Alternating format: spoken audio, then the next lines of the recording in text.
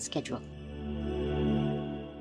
Being stupid is not a sin. Being stubborn, being big head, big ego is a problem that separates you from Buddha nature. And stop yourself from understanding the real teaching of the Buddha inside, not the talking outside. That's why this monk before, he cannot even remember one sentence. Yeah, he forget the front or forget the back. He still could attain a hardship. Please continue watching to find out more. Supreme Master Ching Hai's lectures are not a complete meditation instruction. Please do not try alone.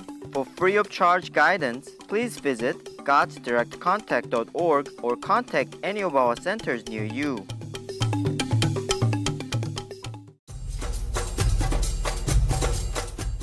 Today's episode will be presented in English and Chinese with subtitles in Arabic, Aulacese, also known as Vietnamese, Chinese, Czech, English, French, German, Hindi, Hungarian, Indonesian, Japanese, Korean, Malay, Mongolian, Persian, Polish, Portuguese, Punjabi, Russian, Spanish, Telugu, and Thai.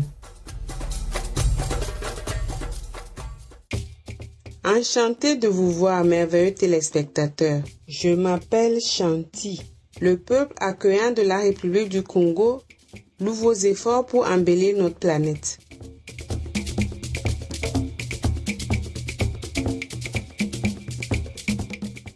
La République du Congo, parfois appelée le Congo-Brazzaville pour la distinguer du pays voisin, la République démocratique du Congo, est située sur la côte ouest de l'Afrique centrale à cheval sur l'équateur.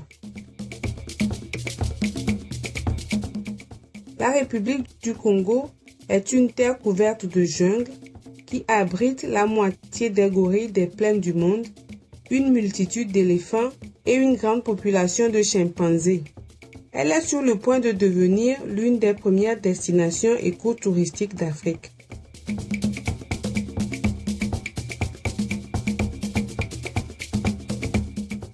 Près de 70% du pays sont couverts de forêts tropicales.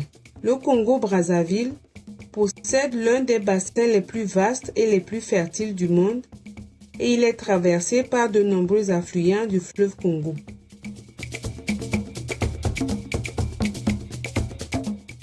La température tropicale à longueur d'année, le soleil abondant et les ressources en eau font de cette terre fertile la première en matière de produits agricoles tels que la canne à sucre, le cacao, le café, le thé et les épices.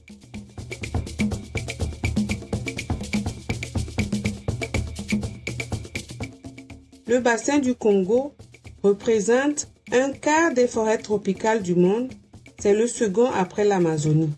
C'est également une vaste zone de conservation pour un large éventail de flore et de faune.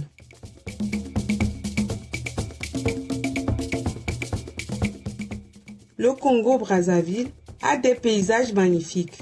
Les arêtes rouges, des gorges de Diosso, formées par la convergence naturelle de la mer et des collines, sont à la fois poétiques et à couper le souffle. Le parc national d'Odjala-Koukwa et sa biodiversité et la grande plage de côte sauvage à Pointe-Noire font partie des grandes merveilles naturelles de ce beau pays.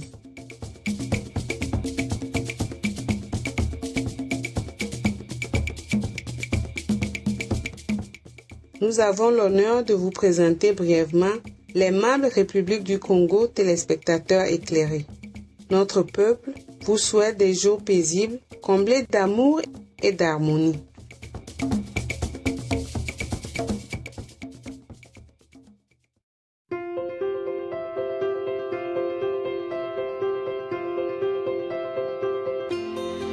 Depuis plus de 3 décennies, le Maître suprême Ching Hai éclaire notre monde de ses enseignements divins. Maître totalement illuminé, elle enseigne la méthode de méditation Kuan Yin à ceux qui désirent découvrir immédiatement la nature de Dieu intérieur et parvenir en cette vie à la libération éternelle du cycle de la réincarnation. La méthode Kuan Yin a été pratiquée par tous les maîtres illuminés tels que le Bouddha, Confucius, Guru Nanak, Jésus-Christ, Lao Tzu, le Seigneur Krishna, le Seigneur Mahavira, le prophète Mahomet, que la paix soit sur lui, et bien d'autres. Elle souligne que si nous nous souvenons toujours de Dieu, rendons service aux autres de façon désintéressée et suivons les lois de l'univers, nous atteindrons notre potentiel le plus élevé en tant qu'être humain et comprendrons vraiment notre mission sur Terre. Le Maître suprême Qinghai est un extraordinaire exemple vivant de compassion, envoyant régulièrement une aide matérielle et financière, ainsi que de l'amour aux réfugiés, aux sans-abri, aux victimes de catastrophes naturelles et à d'autres nécessitant des secours. Le Maître suprême Qinghai est profondément reconnaissante envers Dieu bien-aimé pour toute l'aide financière, le réconfort et soutien qu'elle a pu apporter aux affligés et nécessités et ou à toute bonne cause au fil des ans en tant qu'humble instrument de sa compassion et de son amour pour ses précieux enfants. Le Maître suprême Qinghai remercie respectueusement tous les individus spéciaux, organisations, leaders, gouvernements, pour tout votre soutien sincère, aimant et continuel. Que le ciel vous bénisse pour toujours. Nous, les membres de l'Association internationale du Maître suprême Qinghai, sommes aussi sincèrement reconnaissants pour votre gentillesse expressive. Nous vous adressons nos meilleurs vœux.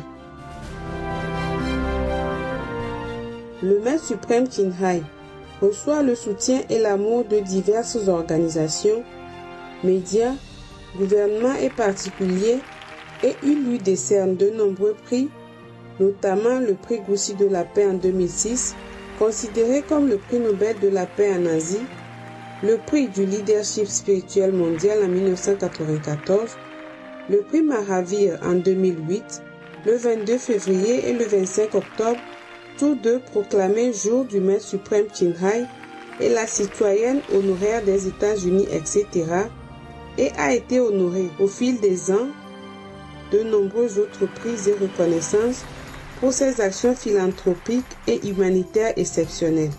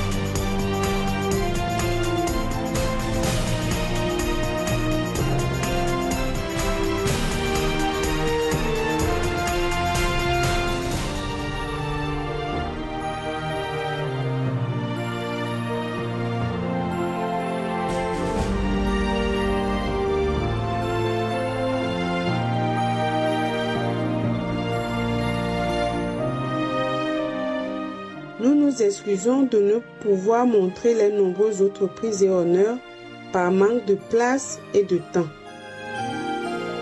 Le Maître suprême Chinhai remercie respectueusement tous les individus spéciaux, organisations, leaders, gouvernements, pour tout votre soutien sincère, aimant et continuel. Que le ciel vous bénisse pour toujours. Nous, les membres de l'Association internationale du Maître suprême Chinhai, sommes aussi sincèrement reconnaissants pour votre gentillesse expressive. Nous vous adressons nos meilleurs vœux. Véritable voix pour nos magnifiques amis les animaux, le Maître suprême Chinhai promeut l'alimentation végane, pacifique et aimante et rêve qu'une fois que l'humanité réalisera le caractère sacré de toute vie, nous aurons un monde totalement végan, paisible et glorieux, où les animaux et les humains vivront en parfaite harmonie. Ces initiatives pour diffuser la tendance végane sont multiples. Elles ont inclus la distribution du dépliant, le mode de vie alternatif, les restaurants végans internationaux Loving Hot, des sociétés de produits alimentaires végans, Supreme Master Télévision, ainsi que des conférences régulières avec les dirigeants de gouvernements et des médias et sa participation à des conférences télévisées sur le changement climatique, etc. Que nous le sachions ou non, ces efforts ont eu une énorme influence en sensibilisant de par le monde au mode de vie qui respecte les animaux et au fait que cette voie bienveillante peut apporter une paix durable entre les nations tout en sauvant notre planète du changement climatique et des catastrophes. Pendant des années, le Maître suprême Chinhai a voyagé dans le monde entier, des Amériques en Afrique, de l'Europe à l'Océanie, et elle a donné des centaines de conférences en public ou à ses disciples sur divers sujets spirituels. Aujourd'hui, nous sommes bénis de vous présenter une de ces conférences instructives intitulée le Surangama Sutra, 25 moyens de parvenir à l'illumination, deuxième session, 4e partie sur 6 dans Entre maître et disciple, donnée en anglais et en chinois, le 5 avril 2019 à Taïwan, aussi appelé Formose.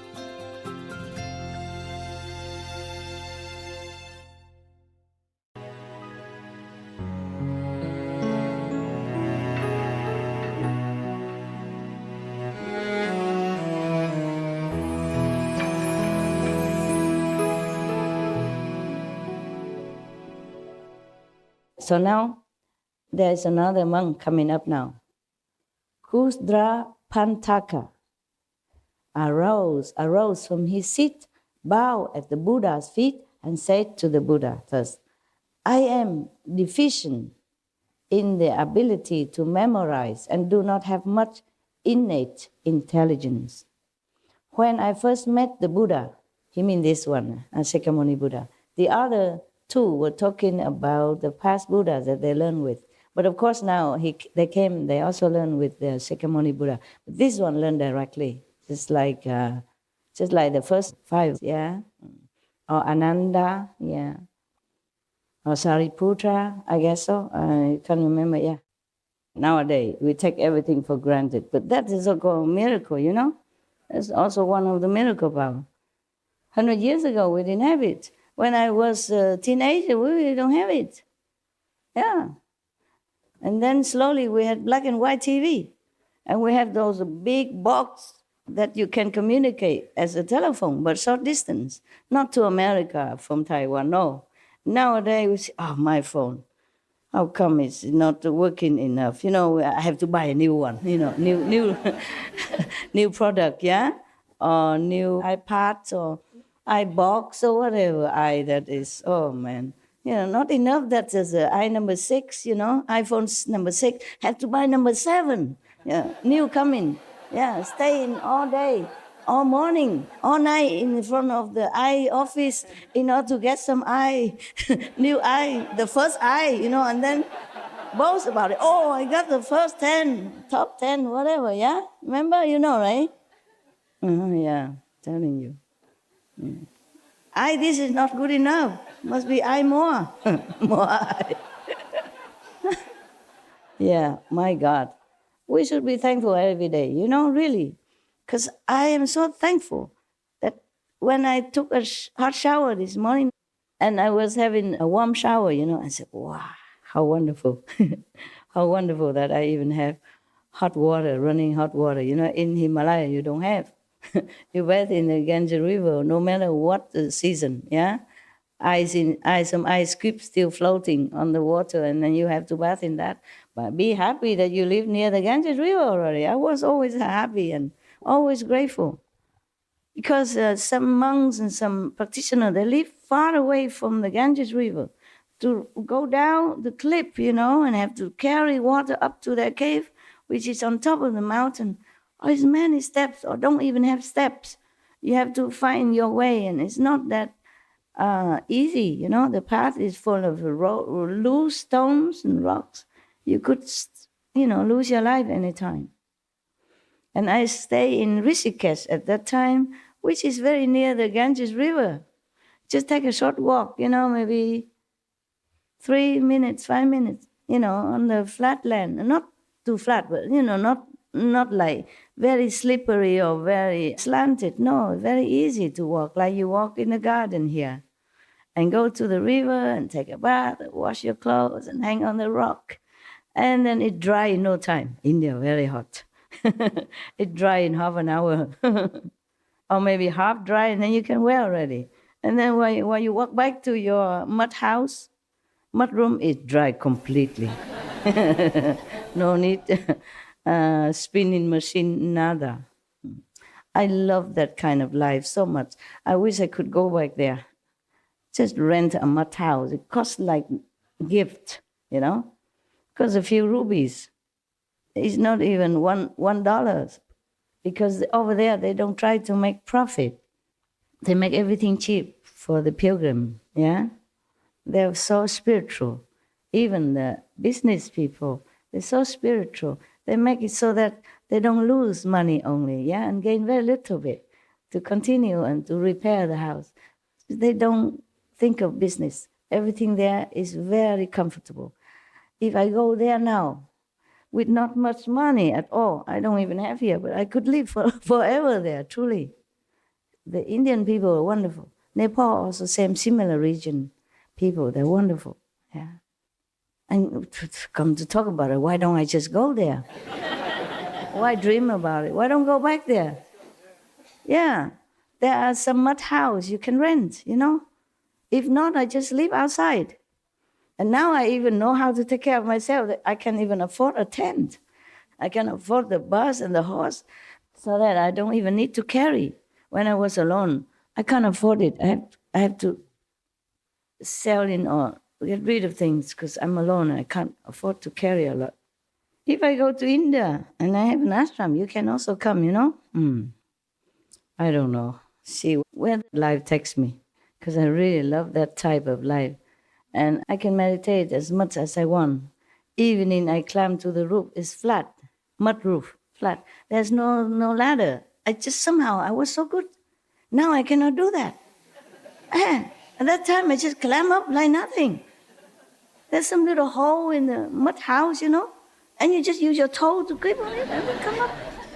Nowadays, if you pay me, I won't dare, Truly, at that time, I was kind of invincible.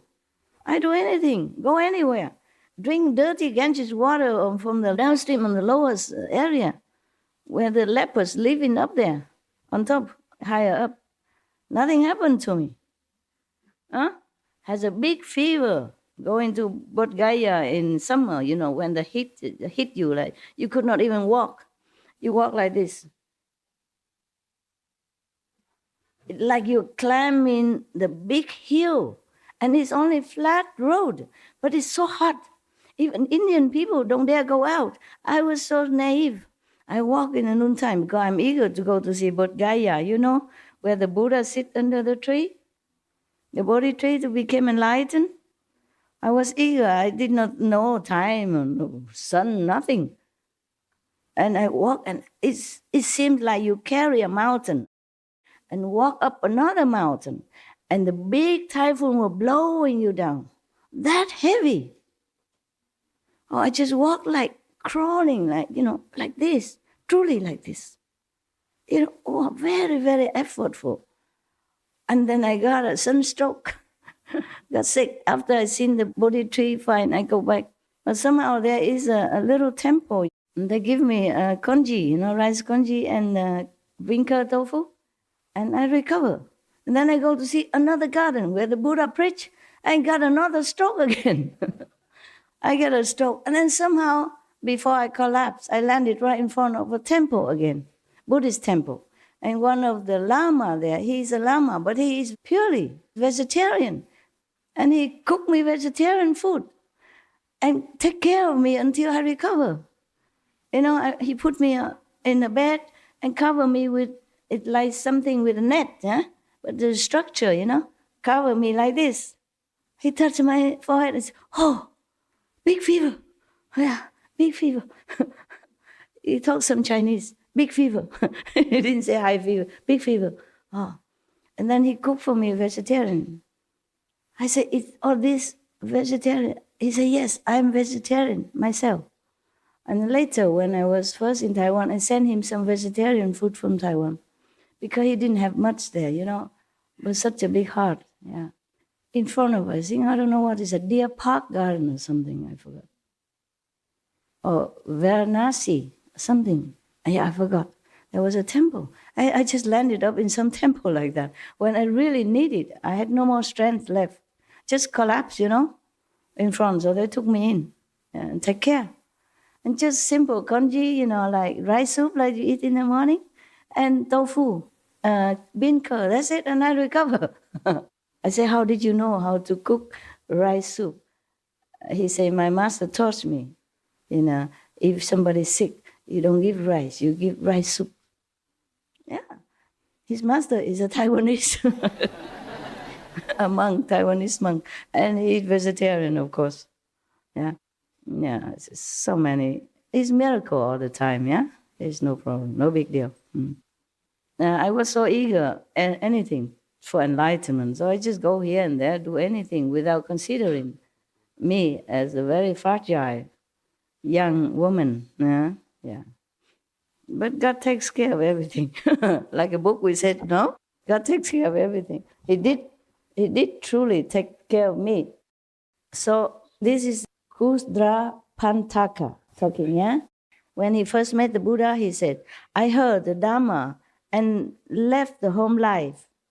But when I tried to remember one line of a verse by the thirst come one, I went through 100 days, remembering the first part and forgetting the last, or remembering the last and forgetting the first." He has no memory faculty, not very sharp. He tried very hard to remember what the Buddha said. Yes. In those days, and nowadays also, in many parts of the world, people don't have other facility, or they just do like tradition, memorizing the whole Bible or the whole Quran, memorize the Buddhist scripture. I also did memorize some. You have to memorize some, like the morning service, the evening service. And when you make offering to the Buddha and recite some mantra for the ghosts and all that, you must know. I had to memorize also some, yeah. And also they memorize some of the mantra, the compassionate mantra, like from Bodhisattva. It's a long mantra, yeah, or some shorter mantra. But evening or morning service, you have to remember. You cannot just sit in front of the Buddha, bowing and then reading. You have to prostrate to the Buddha. And, "Oh, I forget. What was it, Buddha? What was it? What was the last part before I bow? I forgot." You have to learn by heart, yeah? Like you have to make offering to the Buddha. I learned both Chinese and Vietnamese. Yeah, in the morning you have to make offering. Yeah, like Gong yang jing jing fa sheng, no te no fo. You make offering to different Buddhas, and then you make a mantra for the ghost, something like that. It's like chanting. It's very nice, very beautiful. You have to learn the whole process. Yeah, you cannot take a book Oh, where was I before? Over here, I can ask you, where was I? What did I say? But in front of the Buddha assembly, how many monks, many nuns, and you have to read fast, like everybody else. You can just, wait a minute, I forgot. Wait, all of you, wait a minute. So then, this monk, he has no memory kind of talent, yeah? So then he tried to remember the first, then he forget the last. Remember the last, he forgot the first, yeah. So the Buddha feels sorry for him. He said here, so the Buddha took pity on my stupidity, yeah, and taught me to relax and regulate my breath. You see, the Buddha teach him breathing now, so that he can be more relaxed. Yeah, the Buddha also teach breathing technique now. Yeah, I contemplated my breath thoroughly to the subtle point in which arising, dwelling, change, and extinction happen in every sana, every nanosecond, he said, okay? Every sana, that means nanosecond. In Sanskrit, it says kasatna, yeah. But he realized every nanosecond that because he contemplate the breath thoroughly, yeah, until to very subtle point, so that he see the arising, dwelling, change, and extinction happen all the time in this world or the other world, yes. Every nanosecond, something new arise, something change, something exists, destroy every nanosecond. So he continued, my mind suddenly attained vast non-obstruction until my outflows were extinguished and I accomplished arhatship. Beneath the Buddha's seat, I was sealed and certified as being beyond learning. I mean, he's already enlightened, yeah. And no need to learn any book or any instruction anymore. Just continue to meditate, to continue further, yeah. So, and the Buddha asks us about perfect penetration, as I have been certified to it. Turning the breath back to emptiness is the foremost method for him, yeah. The Buddha say 84,000 method, yes? So the Buddha taught him this breathing method. But it's not a normal like breathing that you get enlightenment. It's not. I have to turn it back to the emptiness. There were no more breath at all exists. Before the breath even come. That's the original emptiness. That's how he get enlightened. So, you think you want to learn this? Breathing? No. Some people still do. They have pranayama and they have breathing technique, yeah. And all kind of things, yeah, yes. There are different teachers, teach you different things. In India, there are many methods, okay? They have some royal technique, hatha yoga, and other things, yeah, they call different names, yeah. So now, another monk arose from his seat. His name is Gavampati. Bowed at the Buddha's feet and said to the Buddha, I have mouth karma, created from a past offense.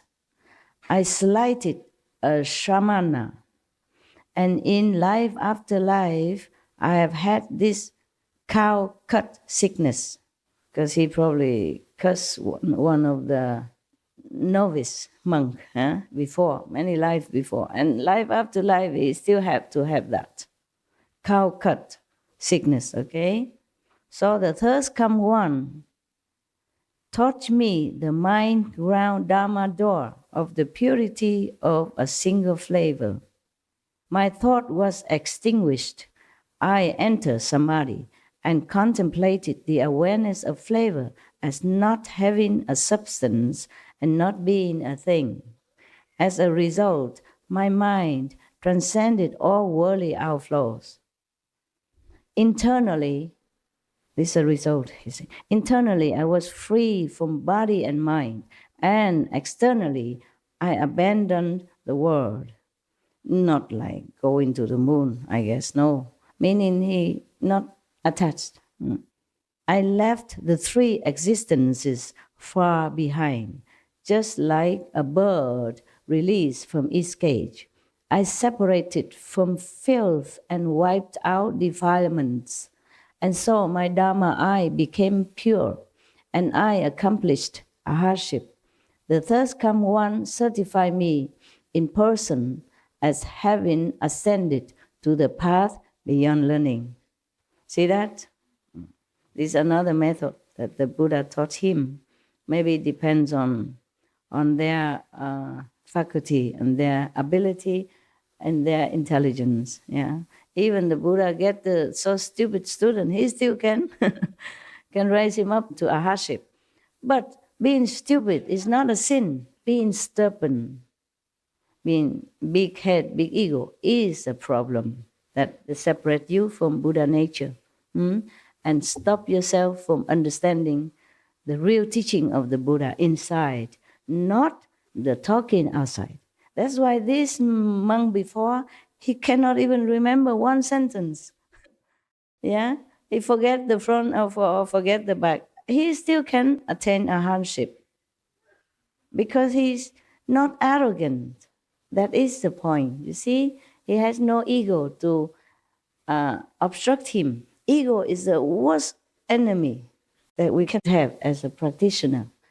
Just too much fixation on the outer, phenomena and allurement, and then forgot to go inside. Or too much proud of small attainment or small success, physically or emotionally or spiritually.